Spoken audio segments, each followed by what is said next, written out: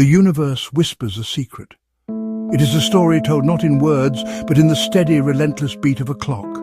Listen closely, can you hear it? It is the rhythm of existence itself. A tick, a tock. A star is born in fire and dust.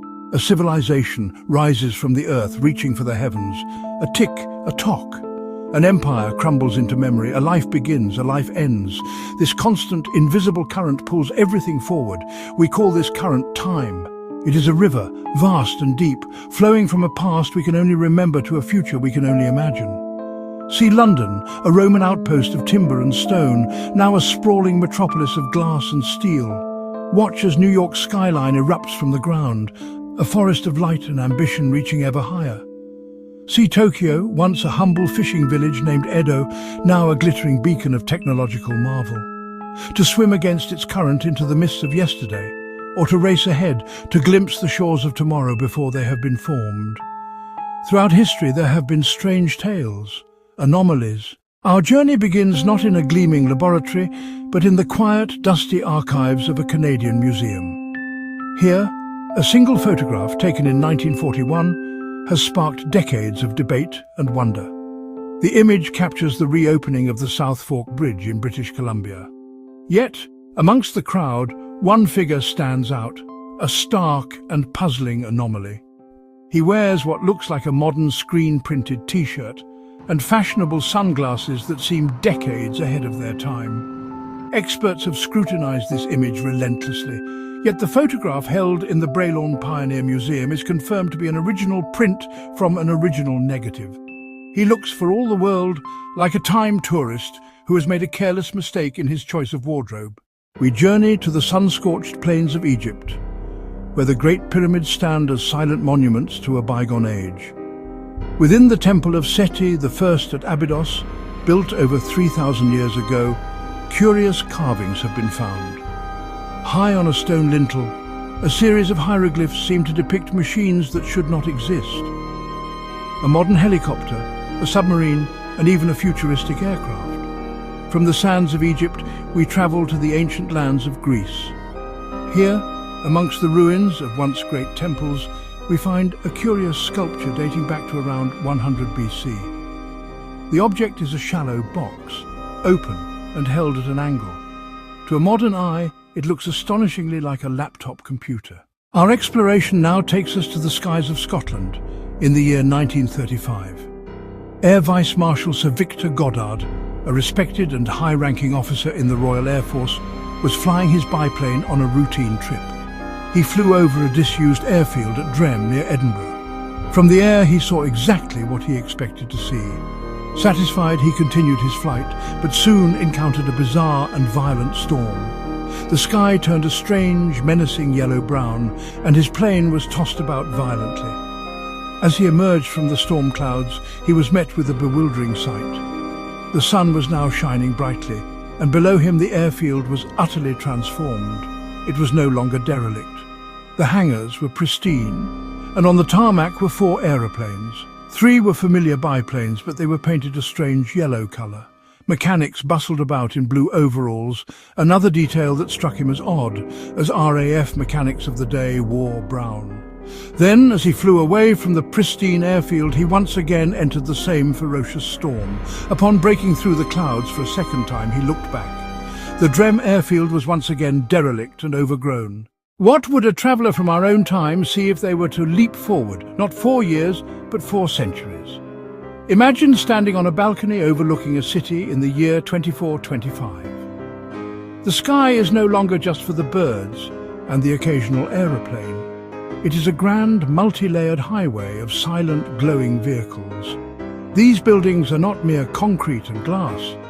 They are living architecture covered in green, breathing walls that purify the air. Conversely, what would a traveller from this gleaming future think of our world today? Imagine them standing in the midst of Times Square or Piccadilly Circus. Our constant staring down into small, glowing rectangles, cutting ourselves off from the world around us. Our present would be their ancient history, a period as fascinating and remote to them as the Roman Empire is to us. The year is 1901. Two English academics, Charlotte Anne Moberly and Eleanor Jourdain, were visiting the Palace of Versailles in France. As they strolled through the gardens, searching for the Petit Trianon, a small chateau on the grounds, they began to feel a strange sense of oppression and dreariness fall over them. The landscape seemed to lose its depth, becoming flat and lifeless, kind of like a tapestry. They felt as though they had walked into a dream. They encountered people in strange, old-fashioned dress.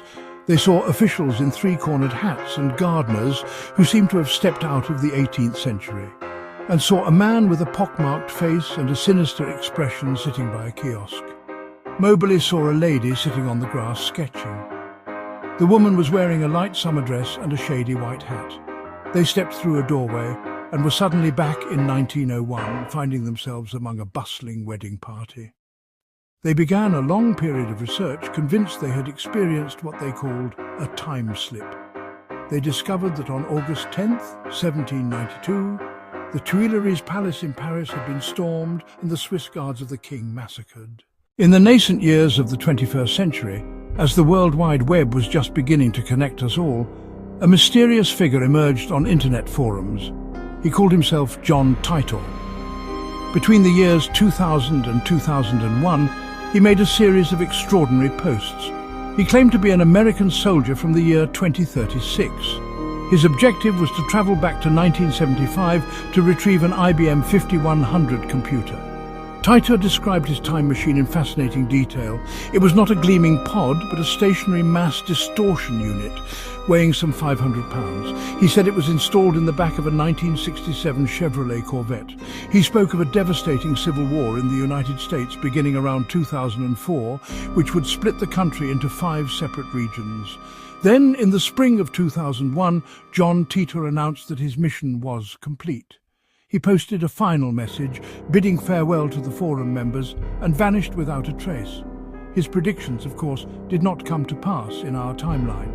There was no American Civil War in 2004, no nuclear exchange in 2015. What is time, really? We perceive it as a straight line, a one-way street. But modern physics suggests it may be far more complex. Albert Einstein's theory of relativity tells us that massive objects like black holes can warp the very fabric of space-time. Could pathways, so-called wormholes, exist that connect one point in space-time to another? Then there is the strange world of quantum mechanics. At the subatomic level, the universe behaves in ways that defy our everyday logic. Some interpretations of this quantum weirdness suggest the existence of a multiverse, an infinite number of parallel universes. In this model, the past is not a single fragile thread that can be broken, but an immense branching tree of infinite possibilities. We have journeyed through time. We have stood beside a bridge in 1941 and puzzled at a man out of place. And so we are left standing before a door. It is a door that leads from the known into the unknown. The question remains, hanging in the air like the final tick of a clock before it strikes the hour. Could it be real?